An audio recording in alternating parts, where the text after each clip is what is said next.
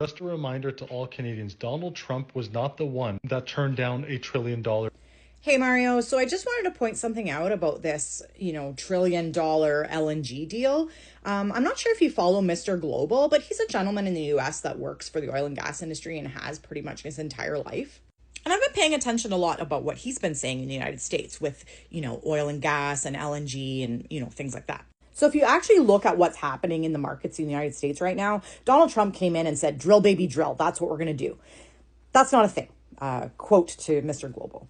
That's not a thing. So when you try to force companies to drill, baby, drill, but yet crash the stock market and the oil prices drop. If the oil prices have dropped, those oil and gas companies are not going to sell their product. They're just going to hoard it. Why would they sell it if the price is so low? They're going to hang on to it until they can sell it at a higher price later. So what does that mean? If oil and gas use goes down, LNG use goes up. So the Americans in the United States are about to get huge, absolutely huge house heating bills next winter. Or come summer when it starts to get hot and they use natural gas in their furnaces or their units in their homes to cool their homes with their air conditioning units. LNG is about to get extremely expensive in the United States.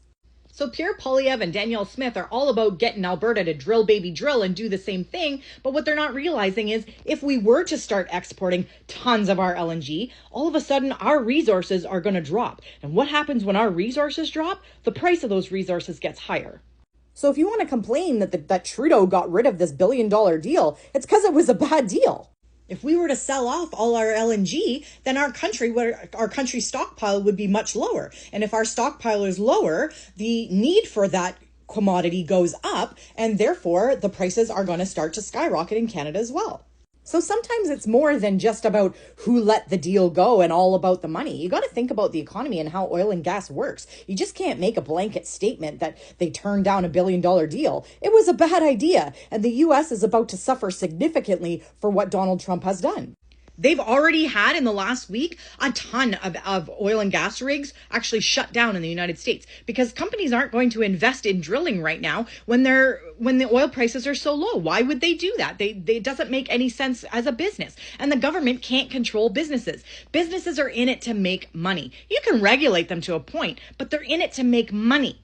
And if the oil and gas that they're pulling out of the ground is not making them any money, then they're going to stop pulling it out of the ground. And that means job losses for people in Alberta and all across this country. So before you start making political posts about how bad Trudeau was as a prime minister, maybe do some research into the actual field that you're talking about and understand that you don't know anything. Share this video with your friends if you want to have some understandings of how the oil and gas industry work. Or go follow Mr. Global. He's actually on YouTube and on TikTok. He's got some great information. He mostly deals with stuff going on in the US, but his theories will apply to Canada as well. Elbows up, Canada. Stay informed.